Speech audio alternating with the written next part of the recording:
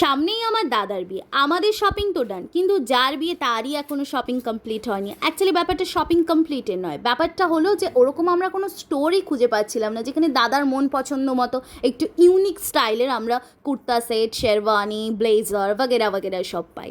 তাই সেই দিন আমরা চলে গিয়েছিলাম অনিল কুমার অ্যান্ড অজিত কুমার স্টোরে, যেটা একেবারেই নিয়ার ময়দান মেট্রো, ওয়াকিং ডিস্টেন্স। যখন আমরা স্টোরটাতে ঢুকে যাই, ও মাই গড গাইস, মানে মেন্স ওয়্যারের খাজানায় ঢুকে গেলাম।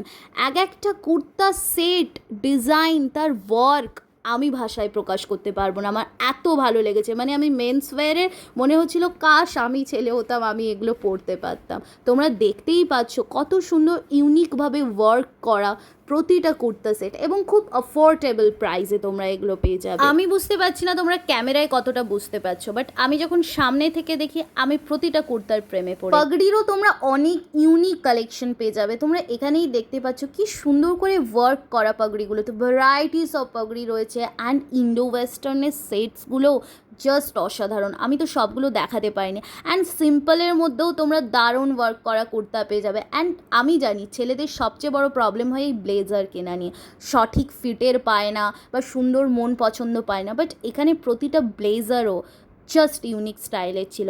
অ্যান্ড তোমরা চাইলে পিসও কিনতে পারো, যেটা থেকে তোমরা নিজেরা কাটাতে পারো। অ্যান্ড বাকি সব ডিটেল আমি আমার ক্যাপশনে মেনশন করে দিচ্ছি।